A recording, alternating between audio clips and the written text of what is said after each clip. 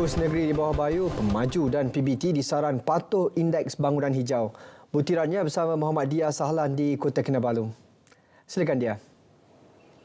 Baik, Sahih. Terima kasih.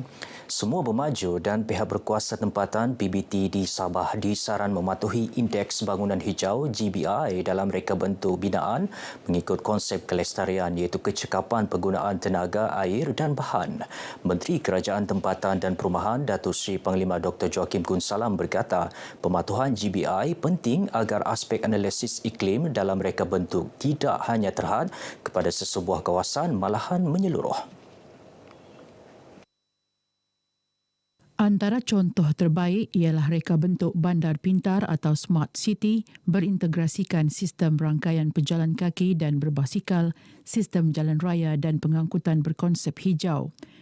Menurut Datuk Joaquim, ia selaras dengan polisi kerajaan menetapkan penyediaan minimum 10% kawasan lapang kepada pemaju bertepatan dalam penyediaan persekitaran kondusif.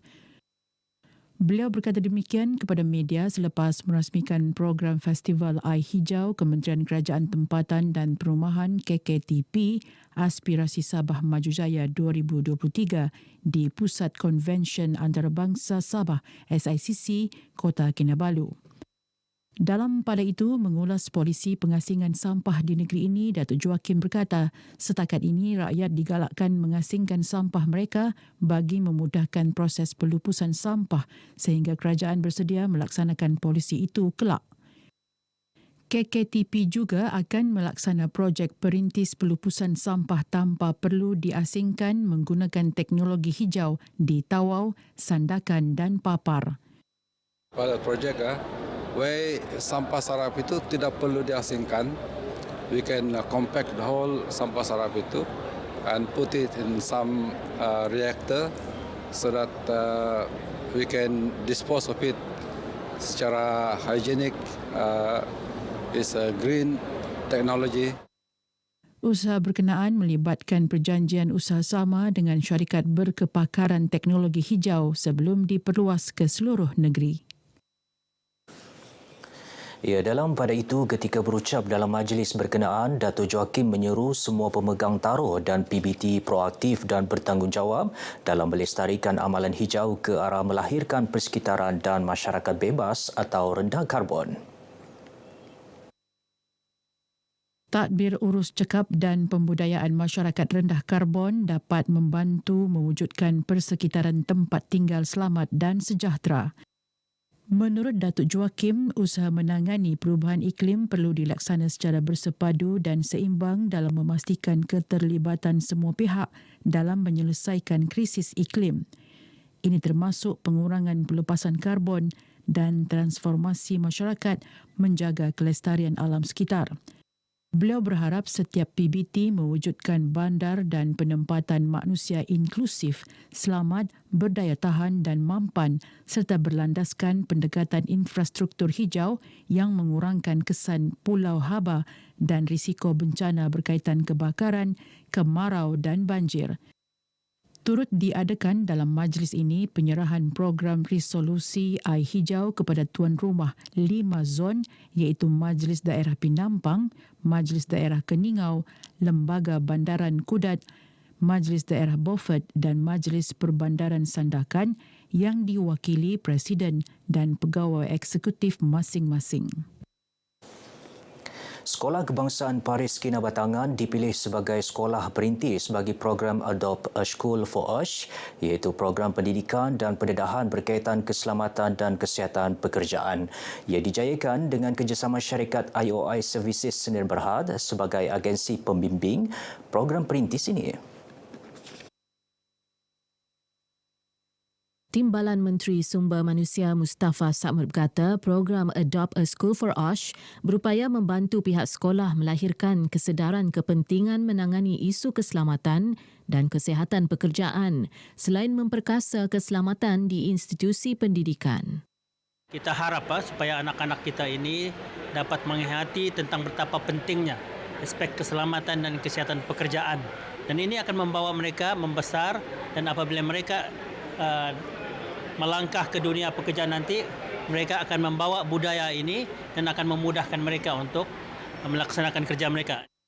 Beliau ditemui media selepas pelancaran program perintis berkenaan sempena Minggu Keselamatan dan Kesihatan Pekerjaan peringkat negeri di Sekolah Kebangsaan Paris Kinabatangan. Program ini juga diyakini dapat mewujudkan satu jaringan kerjasama erat antara pihak sekolah dan organisasi terlibat. Guru besarnya serta anak-anak di sini yang mana ibu bapa mereka serta kaum keluarga mereka terletak di dalam kawasan ladang di bawah IOI. So atas keprihatinan mereka bahawa aspek kesihatan dan keselamatan pekerjaan ini sangat penting, maka kepakaran yang mereka ada dalam industri dikongsikan bersama di sekolah ini. Kami berharap kami dapat menyumbang sepenuhlah tenaga, kami punya expertise daripada segi staff dan juga dari segi training material supaya program ini sukses. Balai Bomba dan Penyelamat BBP Nabawan akan mula beroperasi penghujung tahun ini. Ia akan memberi impak besar khususnya masa tindak balas atau response time untuk operasi pemadaman dan penyelamatan di kawasan berkenaan. Ketua Zon Bomba Keningau Yuzaimi Hairul Azwan Juwatan berkata, ketika ini operasi penyelamatan hanya dapat dilaksana BBP Keningau dan BBP Sok yang terletak agak jauh dari Nabawan. Impaknya amat besar bagi untuk pendalaman atas ini oleh kerana pada sebelum ini kita hanya memiliki satu balai iaitu di Balai Keningau sendiri. Dan Alhamdulillah kita siap sepenuhnya 2019 iaitu Balai Sok. Dan dijangka pada penghujung tahun ini kita akan beroperasi Balai Bomba Nabawan. Impaknya amat besar bagi pasukan bomba sendiri dari segi KPI untuk kerja-kerja operasi pemadaman dan penyelamatan. Beliau ditemui RTM sempena pertandingan cabaran kokurikulum Kadet Bomba dan Penyelamat Malaysia peringkat Zon 4 Keningau di Institut Pendidikan Guru Kampus Keningau. Pertandingan melibatkan 4 acara iaitu kawat kaki, ikatan dan simpulan serta aspek challenge melibatkan 120 pelajar sekolah menengah. Program ini dapat mencongkel bakat dan potensi murid-murid lah dalam orang kata bidang penyelamatan lah ya, Kadet Bomba. Ada 4 acara sebenarnya yang telah dipertandingkan dan kita lihat kemenjadian murid itu jelas kelihatanlah dalam diri anak-anak kadet kita. Kadet Bomba Tambunan dinobatkan sebagai juara manakala tempat kedua, ketiga dan keempat masing-masing dimenangi oleh Kadet Bomba Keningau, Tenem dan Sok. Pembinaan bangunan baharu Mahkamah Anak Negeri Man Nabawan Pensiangan diharap dapat dipercepat bagi melancarkan lagi perkhidmatan Mahkamah Anak Negeri di kawasan berkenaan.